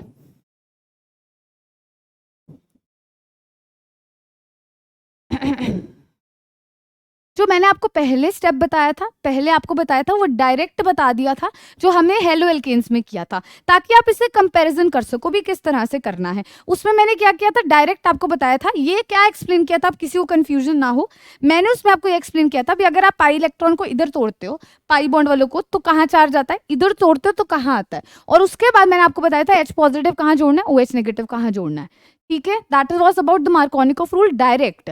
अब एसिड कैटालाइज्ड में हमने किसका यूजेज दिखाना था, हमने यहाँ पर H3O पॉजिटिव का यूजेज दिखाना था, जो कि मैंने आपको एक्सप्लेन कर दिया। सभी को क्लियर हो गया। चलिए अब स्टूडेंट्स हम प्रोसीड करते हैं हमारी नेक्स्ट मेथड की तरफ। As it was the direct method, तो अब हम करने जा रहे हैं इनडायरेक्ट मेथड। ये हमारा डायरेक्ट था। अब इनडायरेक्ट मेथड में द मोस्ट इंपॉर्टेंट मेथड है हाइड्रोबोरेशन ऑक्सीडेशन। कौन सा मेथड है, हाइड्रोबोरेशन ऑक्सीडेशन है। Hydroboration oxidation generally naming reaction भी है, और सॉरी इसमें हमें किन चीज़ों का ध्यान रखना है भी, हम किस रिएजेंट का इस्तेमाल कर रहे हैं। पहली बात, हम यहाँ पर यूज़ करते हैं BH3 का। किसका यूज़ करते हैं, BH3 का यूज़ करते हैं। दूसरी चीज़, हम यहाँ किसका यूज़ करते हैं, हम H2O2 का यूज़ करते हैं, ठीक है।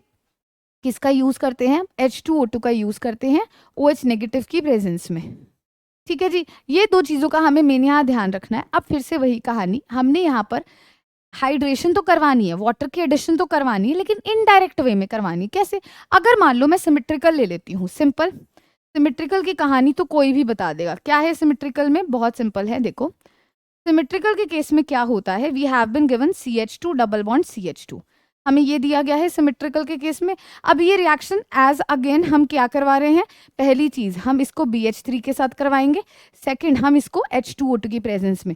मतलब पहले क्या होगी, हाइड्रोबोरेशन रिएक्शन होगी, बाद में ऑक्सीडेशन होगी। अब यहाँ पर देखिएगा क्या होने वाला है, जब ये रिएक्शन होगी, कहानी वही है भी मैम, बहुत सिंपल है। जब सिमेट्री होती है तो डबल बॉन्ड को ब्रेक कर दो।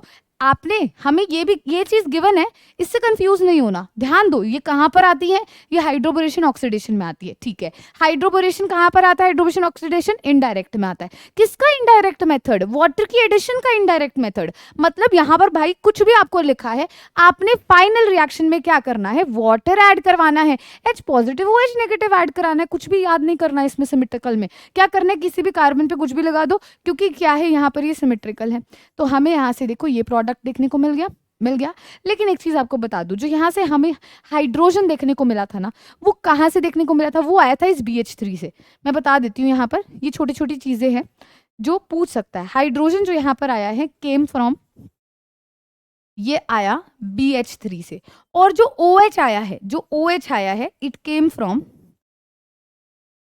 H2O2 ये कहाँ से आया? ये H2O2 से आया है। ये मैकेनिज्म का मैंने आपको पार्ट बता दिया, प्रोडक्ट तो आपने सीधा-सीधा बता दिया सिमेट्रिकल में, लेकिन जब आप मैकेनिज्म पढ़ोगे तो आप ये छोटी चीज़ें देखोगे भी हाइड्रोजन कहाँ से मिल रहा था? हाइड्रोजन BH3 से मिल रहा था। फिर जब हमने ऑक्सीडेशन करवाई H2O2 डाला तो OH वहाँ से हमें मिला। सिमेट्रिकल की रिएक्शन फटाफट से लिख लीजिए, आपको 2 मिनट का टाइम दे रही हूँ, फटाफट से इसको लिख लो। अच्छा, अब हम करते हैं अनसिमेट्रिकल का करते हैं, ठीक है? इसी के अंदर पहले हम अनसिमेट्रिकल का लिखते हैं।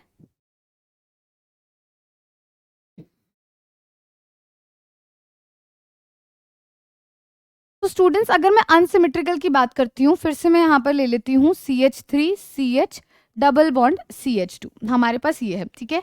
अब देखना यहाँ पर क्या होने वाला है, मुझे क्या रिएजेंट लेना है, अब आपको ये तो पता चल गया। कहीं पर भी आपको अगर BH3 देखने को मिलता है या कहीं पर भी आपको H2O2 साथ में देखने को मिलता है, दैट इज हाइड्रोबोरेशन ऑक्सीडेशन। अब यहाँ पर मैम क्या होगा, कैसे होगा, हमें यहाँ पर बताइए। देखो पिछले वाले केस में जब डायरेक्ट मेथड आप करोगे तो डायरेक्ट मेथड यानी कि एसिड कैटेलाइज्ड के दौरान जब भी अनसिमेट्रिकल एल्कीन मिलेगा आपने वहां मार्कोनिकॉफ लगाना है। लेकिन जब आपको अनसिमेट्रिकल एल्कीन मिल जाए और आपको ये रिएजेंट देखने को मिले, यानी कि आप ये आइडेंटिफाई तो कर लोगे भी हाइड्रोबोरेशन ऑक्सीडेशन है, उस दौरान आपने एंटी मार्कोनिकॉफ रूल लगाना है। कैसे मैम, यहाँ एंटी मार्कोनिकॉफ कैसे लगेगा, मैकेनिज्म से समझाऊंगी, लेकिन पहले इस चीज को याद रखना, डिफरेंस याद रखना।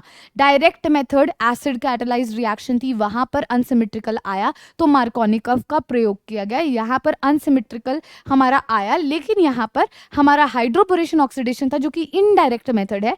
और इस इनडायरेक्ट मेथड में इनडायरेक्टली हम देख रहे हैं भी कौन सा रूल फॉलो हो रहा है, एंटी मार्कोनिकॉफ रूल। ये ट्रिक है एक तरह की, आप कह लीजिए भी यहाँ पे आपको पता चल गया भी यहाँ पर कौन सा रूल फॉलो होगा, यहाँ एंटी मार्कोनिकॉफ रूल फॉलो होगा।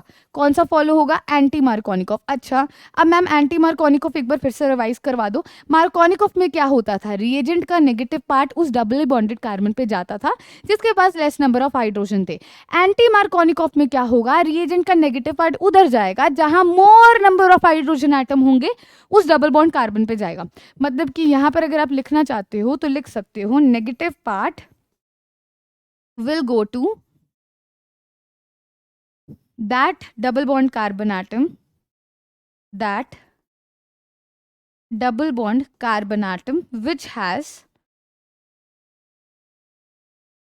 has more number of hydrogen atom, जिसके पास हाइड्रोजन एटम ज़्यादा हैं वो वहाँ जाएगा। अब आपको क्या पेरोक्साइड और ये सब हमने चीज़ें हैं ना, वो भी तो ध्यान देनी होती है। आपको मैंने सीधा डायरेक्ट बता दिया भी हाँ एंटी मार्कोनिकॉफ रूल लग रहा है, ठीक है? तो यहाँ पर आपने क्या करना है, बहुत सिंपल सी कहानी है, कन्फ्यूजन नहीं क्रिएट करनी, डिफरेंस के तौर पर याद रखोगे तो पेपर में भी याद रहेगा।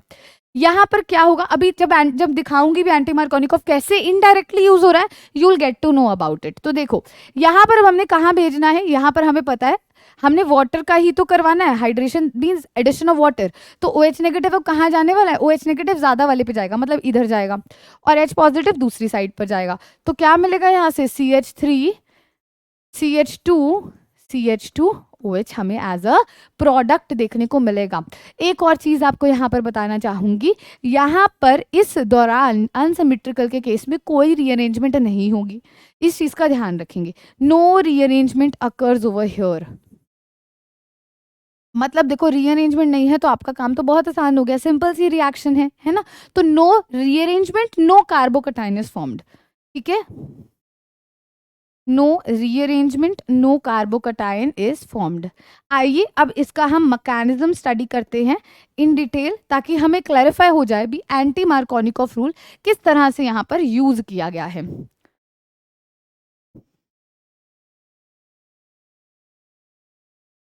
चलो अब यहाँ पर हम देखते हैं इसका मैकेनिज्म, बहुत इंटरेस्टिंग मैकेनिज्म है, एक बार समझ आ गया तो it will be very easy for you.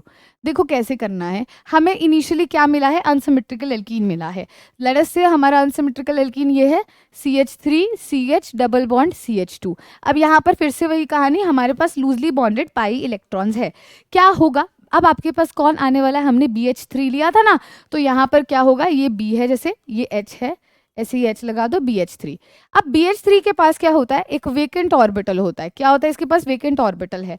अब BH3 के पास वेकेंट ऑर्बिटल है, तो वेकेंट ऑर्बिटल क्या करेगा, इलेक्ट्रॉन्स लेगा ना भी, हाँ ठीक है मुझे इलेक्ट्रॉन्स मिल जाए, खाली ऑर्बिटल है। अब ये वेकेंट p ऑर्बिटल जो इसके पास है, ये क्या करने की कोशिश करेगा, इट वांट्स इलेक्ट्रॉन्स। क्या करेगा, इलेक्ट्रॉन्स चाहिए उसको। तो यहाँ जो इलेक्ट्रॉन्स चाहिए वो कौन देगा, ये लूजली बॉन्डेड जो हमारे पास पाई इलेक्ट्रॉन्स हैं, ये क्या करेंगे, इसको यहाँ से इलेक्ट्रॉन्स देंगे। जब ये इसको यहाँ से इलेक्ट्रॉन्स देंगे तो देखना यहाँ से बहुत सिंपल सी एक चीज होने वाली है। आप क्या ऑब्जर्व करोगे, बी यहाँ से जब ये इलेक्ट्रॉन्स जा रहे हैं, ये जब इलेक्ट्रॉन्स इधर से इधर जा रहे हैं, तो आप क्या देखना, एक बार मैं सारों को हटा रही हूँ, ये जो इलेक्ट्रॉन्स जा रहे हैं ना, ये ऐसे जा रहे हैं, इस कार्बन से जा रहे हैं, ठीक है। तो ये इस कार्बन से इलेक्ट्रॉन्स गए बोरॉन की तरफ, तो इसके और इसके बीच में बॉन्ड बना। अब ये जो डबल बॉन्ड है, बेसिकली क्या हुआ, इस डबल बॉन्ड के इलेक्ट्रॉन इस पे ब्रेक हुए थे, जो इससे इसने बॉन्ड बनाया, इससे इलेक्ट्रॉन्स चले गए, इस बेचारे से तो इलेक्ट्रॉन्स चले गए। इस पे कैसा चार्ज आया था, इस पे चार्ज आया था हमारे पास पॉजिटिव चार्ज। बहुत सिंपल सी कहानी है, इसको अगर आप ध्यान से ऑब्जर्व करोगे तो क्या होगा, यहाँ पर फिर ये जो हाइड्रोजन है, ये अपने इलेक्ट्रॉन्स यहाँ से लेकर के चला जाएगा और वो इसके साथ बॉन्ड बनाएगा। समझ रहे हो यहाँ पर क्या हो रहा है, एक बार देखना ध्यान से, दोबारा से समझाती हूँ। यहाँ पर देखो क्या हुआ, ये CH3 है आपके पास, ये आपके पास क्या है, CH है। इसको एक बार ऐसे ही रहने दीजिए, अब ध्यान से समझेगा। ये CH2 आपके पास है, इस CH2 के साथ कौन आकर के जुड़ गया, इस CH2 के साथ अब आपके पास BH2 आकर के जुड़ गया। कौन जुड़ गया, BH2। क्यों, क्योंकि ये हाइड्रोजन ने किसके साथ बॉन्ड बना लिया, इस CH के साथ बॉन्ड बना लिया, और इसने किसके साथ बॉन्ड बना लिया, बोरॉन के साथ बॉन्ड बना लिया, उसको इलेक्ट्रॉन्स देते हुए। ठीक है, ठीक है, क्यों, क्योंकि जो BH3 है हमारा, वो एक लुईस एसिड की तरह काम करता है। किसकी तरह काम कर रहा है, लुईस एसिड की तरह। तो ये जो लूजली पाई इलेक्ट्रॉन्स थे, यहाँ पर इसने डोनेशन शो करी, तो इनके बीच में बॉन्ड जनरेट हुआ, जिसके कारण ये जो H है वो यहाँ से निकल गया। ये जो H है बेसिकली इसने क्या किया, ये यहाँ से निकला और वो उसके साथ जाकर के जुड़ गया। अब हुआ क्या, हमारे पास ये कंपाउंड बन गया। अब फिर से देखना क्या होने वाला है, बहुत अच्छी सी चीज, एक और एल्कीन यहाँ पर आएगी, सेम यही अनसिमेट्रिकल एल्कीन फिर से आ गई इधर, CH3 single bond CH double bond CH2। अच्छा मैम ठीक है, फिर से आ गई, मतलब फिर से वही कहानी होने वाली है। हाँ जी, फिर से वही कहानी होने वाली है। यहाँ पर जो आपके पाई इलेक्ट्रॉन्स हैं वो क्या करेंगे, ये पाई इलेक्ट्रॉन्स यहाँ से बोरॉन के पास जाएंगे, और एक हाइड्रोजन जो इसका है वो किसके साथ बॉन्ड बनाएगा, अब इस कार्बन के साथ बॉन्ड बनाएगा, फिर से वही चीज होगी। तो देखो क्या होने वाला है, नेक्स्ट स्टेप में देखना, हमारे पास क्या था, ये CH3 पहले ऐसे लिखो, फिर लिखो CH2, फिर लिखो CH2। अब देखना, ये बोरॉन का एक हाइड्रोजन तो एज इट इज है, एक, अब देखना एक हाइड्रोजन बेसिकली हो क्या रहा है, फिर से बता रही हूँ, ये हाइड्रोजन ये इसको डोनेट कर देगा। जब ये इसको डोनेट करेगा हाइड्रोजन, तो ये बोरॉन ने इसके साथ बॉन्ड बनाया, पहले देखो इसको ऐसे दिखाते हैं, ये CH2 इसके साथ जुड़ गया, ठीक है। अब इसका एक पाई बॉन्ड टूट गया, एक बॉन्ड रह गया, इस CH के साथ इस हाइड्रोजन आ गया CH2, और ये यहाँ पे क्या लगा हुआ है CH3, कुछ इस तरह से देखने को मिला। अब नेक्स्ट स्टेप में अभी भी एक हाइड्रोजन बचा ना, नेक्स्ट स्टेप में फिर से क्या होगा, एक और एल्कीन आएगी CH3 CH double bond CH2, फिर से वही कहानी होगी। ये अपने जो इलेक्ट्रॉन्स हैं ये बोरॉन को देगा, उसके साथ बॉन्ड बनाएगा, और बोरॉन अपना हाइड्रोजन इसको देगा, वो इसके साथ बॉन्ड बनाएगा, कुछ इस तरह से। तो यहाँ पर देखो फिर से क्या होने वाला है, उस चीज को पहले लिखते हैं, CH3 CH2 CH2, ये बोरॉन रहा, इस बोरॉन के इधर क्या लगा हुआ है पहले से CH2 CH2 CH3। इस बोरॉन ने अब किसके साथ बॉन्ड बनाया, इसके साथ बनाया ना CH2, और ये किसके साथ फर्दर जुड़ा है, इसके साथ CH, जिसके साथ हाइड्रोजन जुड़ गया CH2, और ये फर्दर CH3 के साथ। तो ये हमें कुछ इस तरह का देखने को मिल रहा है, सॉरी ये हमें कुछ इस तरह का देखने को मिल रहा है। अब हम इसको और कैसे लिख सकते हैं, पहले आप इतना नोट करो सभी, फटाफट से इसको लिख लीजिए। हाँ जी, फटाफट से इसको लिख लीजिए, सभी ने लिख लिया होगा। इसको हम और कैसे रिप्रेजेंट कर सकते हैं, क्या मैं इसको ऐसे लिख सकती हूँ, क्या मैं इसी चीज को सेम ही चीज को ऐसे लिख दूं, बोरॉन एक है और हमारा जो ये ग्रुप है, ये ग्रुप 3 बारी है, तो मैं इसको ऐसे लिख सकती हूँ CH3 CH2 CH2 का थ्राइस, एक ही बात है ना, लिख सकते हैं ना। तो हमारा यहाँ से इसकी प्रोडक्शन हुई, ये पहला स्टेप है जिसे हाइड्रोबोरेशन कहा जाता है। क्या कहते हैं इसको, हाइड्रोबोरेशन, फटाफट से लिख लो। अब नेक्स्ट स्टेप में हमारे पास क्या होने वाला है, ऑक्सीडेशन। लिख लिया सभी ने, चलिए बहुत बढ़िया, अगर लिख लिया है तो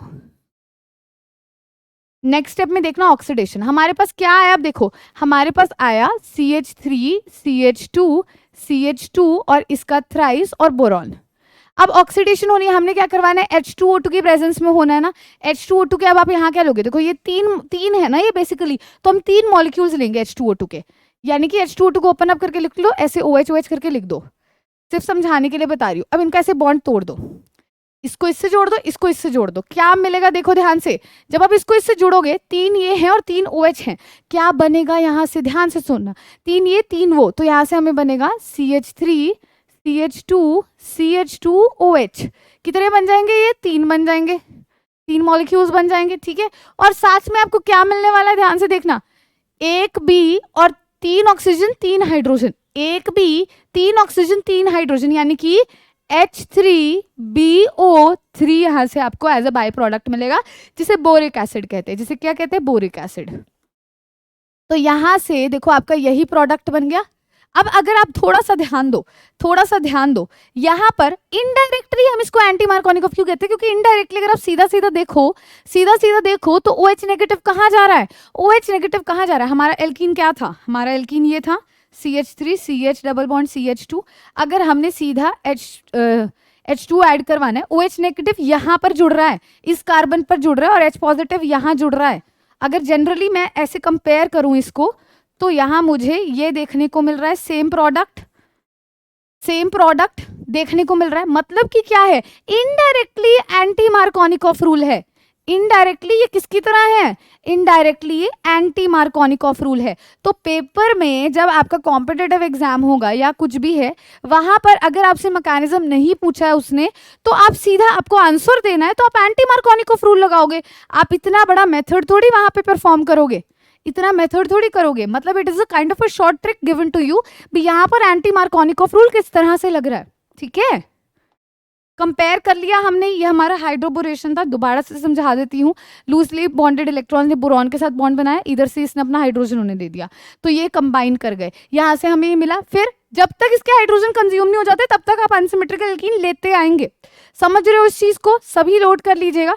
ये हमारे यहाँ से प्रोडक्ट मिला, ये ऑक्सीडेशन हुई किसकी प्रेजेंस में, H2O2 की प्रेजेंस में हुई ऑक्सीडेशन, और हमें यहाँ से ये प्रोडक्ट मिला। अब रही बात हमारी जो ऑक्सीमर्क्यूरेशन डीमर्क्यूरेशन है, इसको शुरू करते हैं, उससे पहले आप इसको नोट करो।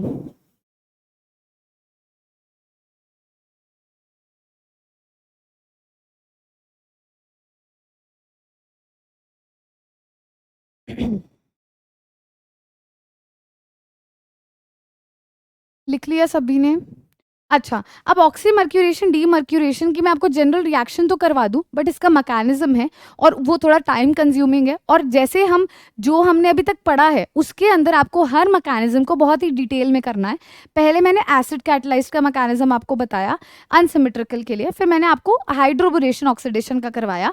मुझे चाहिए भी जो मैं मैकेनिज्म करवा रही हूँ, देखो जिन भी रिएक्शंस का मैं मैकेनिज्म आपको करवाती हूँ वो इंपॉर्टेंट है, इसीलिए करवा रही हूँ। जिनका हम नहीं कर रहे हैं मैकेनिज्म, जिनको हम डायरेक्टली करते हैं भी, अच्छा इस पे ये रूल लग रहा है, इस पे ये रूल लग रहा है, वहां जरूरत ही नहीं है वहां, क्योंकि वहां से क्वेश्चन अराइज नहीं करता। इसीलिए जिनका मैकेनिज्म मैंने आज आपको करवाया, पहले आप उनको अच्छे से करेंगे, ताकि कल हम फिर ऑक्सीमर्क्यूरेशन डीमर्क्यूरेशन वाले मैकेनिज्म से आगे प्रोसीड करेंगे। मैं नहीं चाहती भी मैं आपको आज के लेक्चर में 3 मैकेनिज्म करवा दूं और आप तीनों में कंफ्यूज हो जाओ, क्योंकि ऑक्सीमर्क्यूरेशन का जब मैकेनिज्म करवाऊंगी तो उसमें भी आपको समझना होगा भी हमने पाई बॉन्ड को कहाँ शिफ्ट करना है, नेगेटिव चार्ज पॉजिटिव चार्ज कहाँ से कहाँ जा रहा है, तो हर चीज को बहुत स्टेप बाय स्टेप करेंगे। जो मैंने मैकेनिज्म बताया है, अगर आप मेरे रूल्स को फॉलो करते हो तो लेक्चर सुनने के बाद दोनों के मैकेनिज्म, एसिड कैटलाइज्ड वाले के भी और हाइड्रोबोरेशन ऑक्सीडेशन वाले के भी, उसको एक बार लिखोगे, रात को सोने से पहले एक बार मैकेनिज्म लिखोगे, नेक्स्ट डे जो आपका लेक्चर आएगा उससे एक बार पहले लिखोगे, 3 बार इसको लिखना। इससे क्या होगा, आपको याद रहेगा, ताकि नेक्स्ट क्लास में जो मैकेनिज्म कराया जाएगा आप कंपेयर कर पाओ और गलती ना करो, क्योंकि मैकेनिज्म में बच्चे भूल जाते हैं, वो मिक्स कर जाते हैं और वो गलत कर जाते हैं वहीं पे, ठीक है। तो इस चीज़ का ध्यान रखना, हम ये जो चीज़ है ये नेक्स्ट में करेंगे। अब मैं आपके लिए कुछ जो होमवर्क है, ठीक है, तो ये होमवर्क है आपका, सॉल्व प्रैक्टिस शीट। पहली बात तो प्रैक्टिस शीट जो आज आपको मिलेगी उसको सॉल्व कर लेना, एनसीईआरटी से इनको रीड कर लेना। दूसरा एनसीईआरटी क्वेश्चन नंबर 10 है, ठीक है, ये आपने जो है इसको करना है, क्वेश्चन को सॉल्व। इसके अलावा एनसीईआरटी का क्वेश्चन नंबर 3 है, उसको सॉल्व करना है, और क्वेश्चन जो आज अभी आपको मैं होमवर्क लेक्चर में दे रही हूँ वो करना है, ठीक है। तो क्वेश्चन आज के लेक्चर का हमारा सबसे पहला हमारे सामने है, देखिए, the best method to prepare methyl butane 2-ol from 3-methyl-but-1-ene is. आपने बताना इनमें से बेस्ट मेथड कौन सा होगा। अब आपको नेमिंग आती है, पहले अपना जो कंपाउंड है उसको लिखो, स्ट्रक्चर बनाओ, आपको खुद ब खुद आपका आंसर मिल जाएगा। ट्राई कीजिएगा, हम इसका सोल्यूशन नेक्स्ट लेक्चर में जरूर करेंगे। नेक्स्ट क्वेश्चन है, which of the following is dihydric alcohol. अब हमने फर्स्ट लेक्चर में इसके बारे में पढ़ा था, तो ये आपके लिए एज अ होमवर्क है। डाईहाइड्रिक अल्कोहल कौन सा है? ग्लिसरॉल है, इथाइलिन ग्लाइकोल है, कैटाकोल है या रेजोर्किनोल है? तो मैंने आपको देखो कॉमन नेम बताए थे ना। अब एक बच्चे का मैंने मैसेज देखा था जब वीडियो अपलोड हुई थी, तो उन्होंने लिखा था भी हमें जो ये कॉमन नेम है ये कैसे याद करने हैं, इसका भी कोई फॉर्मूला नहीं, इसका कोई फॉर्मूला नहीं है, जिस नाम से जाने जाते हैं वही नाम मैंने आपको डायरेक्ट लिखवाए हैं। तो आपको इसको बार बार प्रैक्टिस करने से ही वो याद होगा, रट्टा मारने से नहीं होगा। जितनी ज्यादा प्रैक्टिस करोगे खुद ब खुद याद हो जाएगा। ठीक है, नेक्स्ट होमवर्क क्वेश्चन आपके लिए ये है, B the structural formula of cyclohexanol is. इसमें साइक्लोहेक्सेनॉल का स्ट्रक्चरल फॉर्मूला कौन सा होगा? ठीक है, next question given to you is this, when an alkene CH3CH double bond CH2 is treated with B2H6। अब देखो आपको ना कई बारी BH3 की जगह पे B2H6 भी देखने को मिलता है, which is the dimer of BH3। अभी जो हमने किया ना हाइड्रोपोरेशन ऑक्सीडेशन, वहां BH3 की जगह B2H6 भी लिखा हो सकता है। तो बात वही है, कहानी वही है, सेम वैसे ही करना है, कुछ भी नहीं करना, BH3 लेकर ही करना, ये उसका डाइमर है।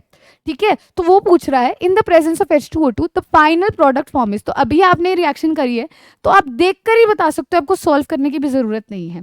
इसीलिए मैंने मैकेनिज्म कराया, क्योंकि अगर मैं मैकेनिज्म ना कराती, डायरेक्ट आपको रिजल्ट बताती, तो जो आज इसके अंदर आपको आंसर देखने को मिल रहा है वो आप जवाब ना दे पाते। इसलिए मैंने बोला mechanism is really very important with respect to acid catalysed reaction and with respect to hydroboration oxidation. ठीक है, तो स्टूडेंट्स आज का लेक्चर हम यहीं पर फिनिश करते हैं। रही बात जो फर्स्ट लेक्चर के होमवर्क क्वेश्चंस की थी, वो हम नेक्स्ट वीडियो लेक्चर के अंदर फर्स्ट और सेकंड दोनों के कंबाइंड लेकर के आएंगे, ताकि पहले उनके होमवर्क क्वेश्चंस कर लेंगे। हम दो लेक्चर्स के ऐसे लेंगे, लाइक फर्स्ट और सेकंड के हमने थर्ड लेक्चर में कर लिया, फिर थर्ड और फोर्थ के होमवर्क क्वेश्चन हमने फिफ्थ में कर लिया। तो दो के करते चलेंगे, तो उससे हमारा प्रैक्टिस भी होगा और हम एक दूसरे को सेल्फ एनालिसिस भी कर पाएंगे। लाइक मैं यहाँ सॉल्व करूंगी तो आप अपने आप को मार्क्स देंगे और आप फिर कमेंट सेक्शन में देखिएगा भी किसके सबसे ज्यादा मार्क्स आते हैं, तो इट विल बी इंटरेस्टिंग। ठीक है, तो अब आपने जो आज होमवर्क मैंने दिया है और जो प्रैक्टिस शीट आपको मिलेगी, आपने वो करना है। एनसीईआरटी के 2 क्वेश्चंस दिए गए हैं, उनको अच्छे से कीजिएगा। एनसीईआरटी का एक क्वेश्चन में मैकेनिज्म लिखने को दिया, तो वो मैकेनिज्म स्टेप बाय स्टेप लिखिएगा। ठीक है, अब हम मिलेंगे नेक्स्ट वीडियो लेक्चर के अंदर, लेकिन उससे पहले मैं आपको सिर्फ इतना सा कहना चाहूंगी, अगर तुम सच में कुछ करना चाहते हो तो रास्ते निकाल लोगे, वरना ना करने का बहाना बना लोगे। ठीक है, तो कुछ करना चाहते हो तो रास्ते तुम्हारे पास ही हैं, तुम ही निकाल सकते हो। बस बैठ जाओ पूरी लगन से, पूरी डेडिकेशन से, पूरे संकल्प के साथ और कर डालो, और तुम कर सकते हो। ठीक है, तो अब हम मिलेंगे नेक्स्ट वीडियो लेक्चर के अंदर नेक्स्ट टॉपिक के साथ। अच्छे से प्रैक्टिस कीजिएगा। Thank you so much and have a good day.